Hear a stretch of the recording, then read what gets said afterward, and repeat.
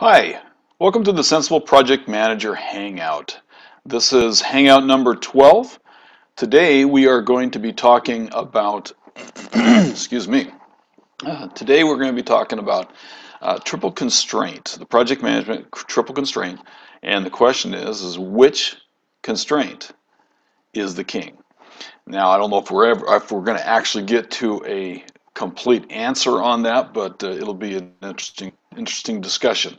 So today there are other people that might be joining a little bit later. we are continuing our um, we are continuing our partnership with PM Chat. PM Chat leaders were not able to be with us today, and the PM Chat is not occurring today. So those of you that are from PM Chat and you're watching this Hangout, you are welcome to join. You can either just follow along with the Hangout here, or if you actually want to get some of your ideas in here, go ahead and let me know. There's something new that I am trying. Alan Daly, let me know about a new item or a new feature that is available on Google Plus Hangouts. So I have turned it on. We'll see if it works. I haven't tested this, so hey, I'm winging it today, so we'll see. And that feature is there's a new question and answer topic. So what Google has done is they've added this feature which allows you, as you watch a Google Hangout, that you can add comments and ask questions, and you should be able to, I should be able to see those here. I've got that turned on. As I said, this is a trial. I haven't even checked to see if it works, so I guess I'm dancing a little bit of on the edge there. So if it works, great. If not, then I'll play with it a little bit more, and maybe we'll try that feature a little bit more. However, normally we have the PM Chat to fire through those questions. So today, again, this is an interesting discussion for me. What I got thinking about on this particular topic is I have a very keen interest in helping people that are new as project managers.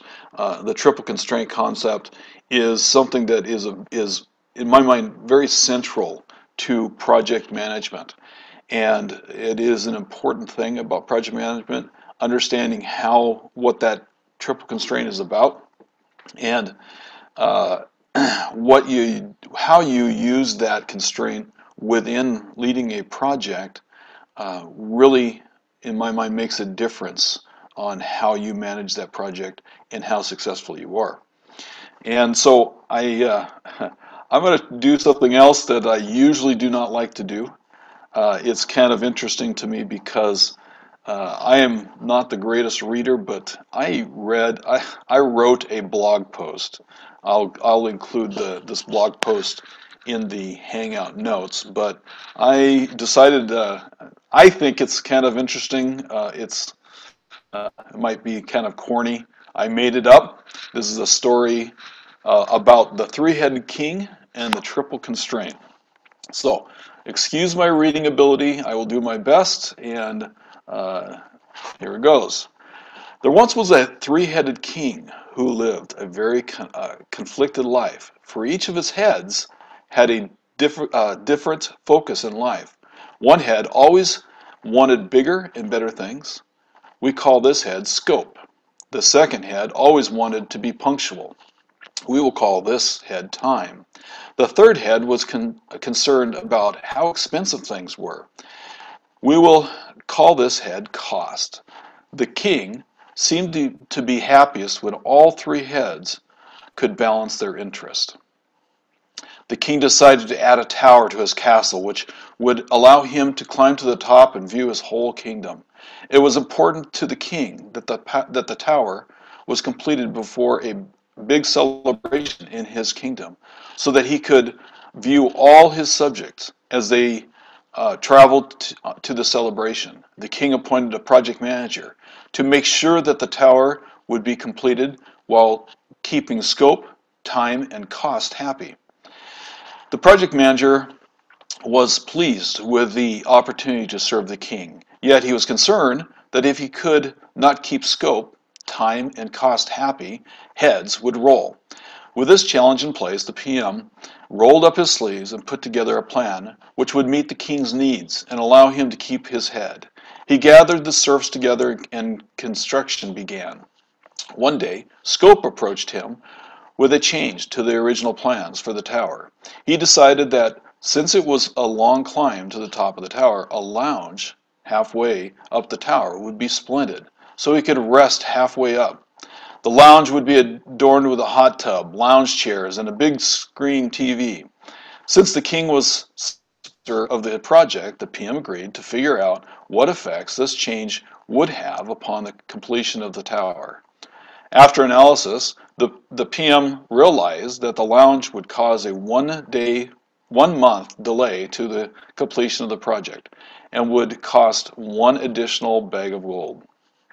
The project manager realized that the change scope wanted that the change scope wanted the project manager realized that change scope wanted would cause the tower to be completed 2 weeks after the king's celebration and was definitely more expensive than the cost approved. With this in mind, the PM shared his analysis with the king. Immediately, time and cost vetoed the request, yet conceded that the idea of a lounge would be a nice addition to the tower. The PM, being the clever fellow he was, and remembering how nice he thought his head looked where it was, did some quick calculations and presented an alternative solution to the king. Dear king, we built it. Dear king, we build a lounge for you to rest, yet only adorn it with the lounge chair, and can complete the tower in time for the celebration, and for only half of a bag of gold. With that scope, time, and cost were happy, and the king approved the change. A short time later, the tower was completed, with a lounge included. At the king's celebration, the project manager was knighted with his head intact. Now, I know that's kind of corny, but oh well, what do you say? Uh, it, it I wrote that because I thought that would help illustrate the concept that of what the triple constraint is. A triple constraint really is the balancing on a project between the time that it might take to do a project, the scope in which you need to deliver, and the cost associated to that. And that cost might be made up, of course, of actual hard costs as opposed to, as well as resources that you need to have. So those resources might be people resources that are required to, in this case, build the tower. So those costs and the schedule or the time and the scope all have to be balanced. So when we're talking about a constraint, these constraints, keeping those balanced during a project is really important. And in the case of the project manager with a three-headed king, if he wanted to keep his head, then he needed to be able to keep those three balanced. Now, in any project, we know that there are changes that are going to occur during the project. That happens every project I've ever been on. And so keeping that challenge, that balance, as scope usually changes, sometimes, quite often, a manager will come to you or the sponsor will come to you and say, we need to add this functionality to the scope of the project. And there is a cost to that. So what a project manager will do or should do is to go look at evaluate that change request that occurs and figure out how much additional cost and additional time it's going to take to implement that scope item.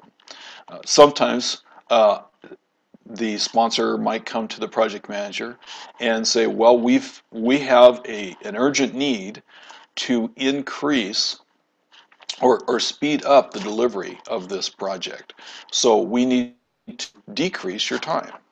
Well, that in that case, the time is really important, and you then have to look at, well, if I throw more money at it, if I throw more resources at it, is that a possibility, first of all? And secondly, is that an option that is allowed to me, or do I have to decrease the scope? I really don't have much other choice for most of those kinds of time changes.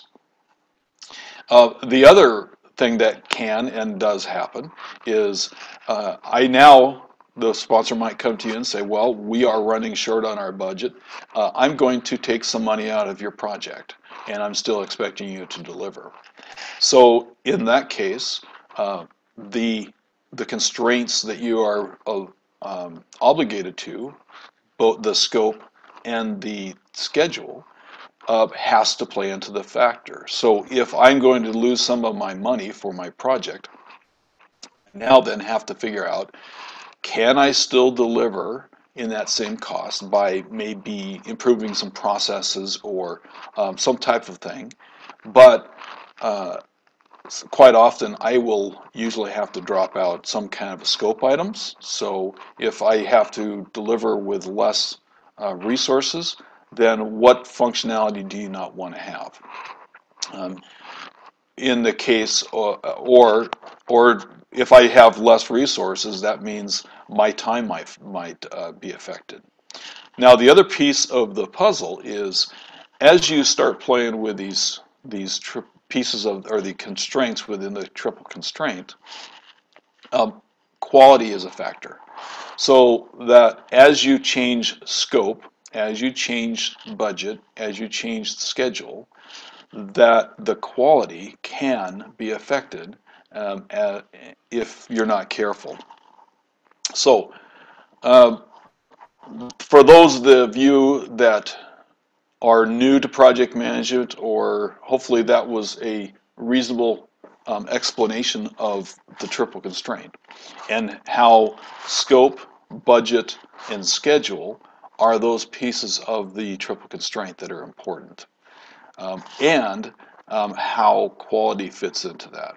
Now, the question that was posed for this hangout is, which constraint is the king? Well, that's really an interesting question for me. Um, that really depends. And the first question I would have is, can there be a king? In my story, there's a three-headed king, and all three of those kings needed to have their say, and they are a component to be able to make everybody happy.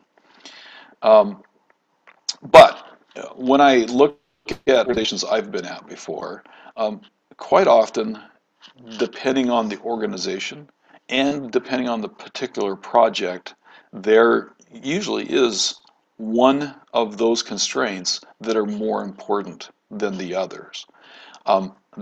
That is not to say that it's always the case. It really depends on the project, and quite often it depends on the organization in which you're delivering that to. So what do you do? What do you do in those kinds of cases when the triple constraint is being messed with, and there are people, uh, there are forces that are causing those constraints to be changed? Again, which happens every time. So as you prepare to start into a project, you need to always be prepared. Excuse me. You always need to be prepared for those changes to happen, and know that you need to handle this kind of a topic. So one of the things that, let's talk a little bit about those things that with, help you manage through that balancing of the triple constraint. One of the first things that I like to do in my projects is up front at the beginning of a project, ask the question and find out the answer, of course, of which one is king, which is most important for the project sponsor, for the organization, for this particular project. And uh, sometimes when you have that discussion, it requires a little bit of education, depending on the how the sponsor and or the organization understands those concepts of the triple constraint, will depend on how much education is required. Some places or some people, you really need to have that discussion to help the manager or the sponsor understand what is how those need to be kept in balance. And so one of the first things I do is when I start a project is I look for in the charter, if there, I'm assuming that there is a charter, in the charter quite often they'll actually say you can read as you read through the charter, you can read into that charter what is the most important part of those three constraints. Sometimes it's very obvious, and sometimes it's not so obvious.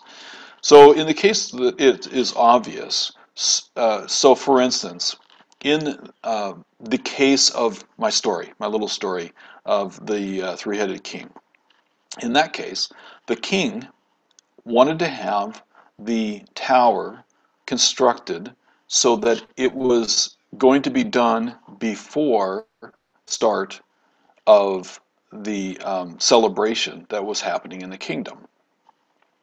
And in a project, that is quite often what happens. A specific delivery has to happen. For instance, a piece of software might have to be delivered at a specific time to be able to make maybe a sales cycle, to be able to beat the competition to the mark. Um, so quite often, or yeah, often schedule is a very important thing. And in the charter for the project, quite often they will actually state that we have to deliver on this date. Uh, that is an important thing to know. Um, Also, scope is very often the king. Scope is can be described in the charter as these are the things we need to do. Quite often in a charter, you're talking at a very high level, and so just defining what that scope is as you detail it out later on, um, that is probably important for you to do as you go through the process. And then, of course, budget. Again, quite often in a charter, it will lay out the amount of budget that is allotted for this project. Um, Now, if as I start a project, if I'm handed a charter and as I read through that, if it's not clear to me which thing is important, which constraint is most important for management in this organization, I'll actually go to the sponsor or management, whoever is in charge of that, and I'll have that discussion. I think it's important to actually sit down with them, say, okay, which of these three constraints are the most important for you? Uh, if you had to give on any of them, in fact, I like to have them rank them so that I know going into the project which is your most important item, which is your second, and which is your third on those three constraints. And don't allow them to say, well, they're all three of them are important. Force them into understanding or communicating to you which one's the most important. That I think is the most important thing to start out a project. Now, the question is will they follow through with that? It's hopefully they will, because if they've documented that, if you can then take those constraints and document that into your either the scope documents and or the project plan, where you're describing how you're going to manage a project, when it comes to decision making, if you have documented in your plans, then you can identify and get approval from management or the sponsor that this is how we're going to manage this. And when it comes to conflicts between these three constraints, we're going to go off of this decision-making process. And that, I think, helps resolve issues or conflicts as you go through discussing that issue. Now, one of the things that I think is really important as you first identify those constraints and identify which is most important. The next thing I think is important when you're talking about managing this is if you have a good change management process in place, then you have the ability to address those changes as they come. And as those of all of us that are project managers, if you ran at least one project, you know there will be a change during the course of the project. So if you have a project management constraint, I'm sorry, a project management change process in place, and it's well documented, you have the ability to manage that change as it comes down. So it is, in my mind, it's important as you have that change management process. If the change, when the change comes in, you are able to have a process in which you can analyze the impact of a change. So, for instance, if in going back to my story, if the lounge needs to be added to the tower, and that's an important thing to add to the scope of the project, then in that case of the story, as I evaluate that as a project manager, where I get my team together and say, okay, we have this change coming down. If we have that process where we evaluate what that change means to the project, some changes you can add without affecting budget and schedule. Those are pretty straightforward. But most changes will require a change in one of those other two at least, if not both. So in your change management process, you need to be able to clearly state and respond back for approval for that change and help make sure that those people that are decisions makers, the sponsor, the other stakeholders, that they are aware of the impact of this change and that they agree to that. So if, in the case of my story, as the lounge needed to be added to the tower, that tower still needed to be built. There are probably a number of different ways that you can address that. If the lounge needs to be built and I have to stay to the scope and I have to stay to the budget and I have to stay to the schedule, one option could be, can that tower be shorter? I can still play with the scope a little bit, but often, so I can remove some other scope items if the lounge needs to be added. Or in this case, I can negotiate a smaller change and a slight price increase and a slight increase of the time. That is an option as well. And that is where going back and understanding, excuse me, that is where going back and understanding the which constraint is king is important, because if you know that the schedule is the most important thing as a scope comes in, it's likely that they've already made the decision that adding the scope is going to cost more to the project, and that might be the way you address that as you work through the issue of that scope change. Let's see, so change management is really important. Now let's talk a little bit about the quality. how that change of those constraints will affect quality. Because if you think about on those triple constraints, as the quality changes, um, I'm sorry, as any of those constraints change, it can affect quality. Sometimes more so than others. So if I add a scope item, and sometimes this might happen, they will add a scope item, but they will say also, I'm going to add the scope, but you still don't get any more time and you don't get any more money. So I don't have any more resources and I still have to add functionality. As I said before, there are some times when you can add a scope item where it's small enough it doesn't make a difference.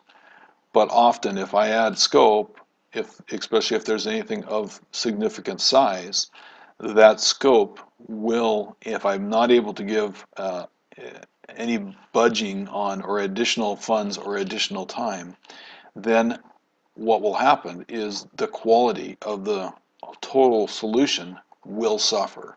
There's no doubt about that. Because if I have to add another functionality, that means that I have to, with the same resources, um, I have to take away from work that is being done on another scope item. There is no other option. Uh, there are some options, I guess. You could work people harder, uh, work them longer and not pay them, which probably will not fly most of the time. So that quality is almost always going to be affected if you add scope or if you cut your resources or if you decrease your time, unless you balance it out with changes to the other scope or the other constraint items. So that's an important thing, understanding that that quality will change or will be affected as any of those constraints occur. Now, last week um, we talked a little bit about agile and how you can bring agile into a waterfall environment. Now, as I got thinking about the triple constraints and how does agile do the triple constraints still are they still valid for an agile project? And as I thought about it, of course it is.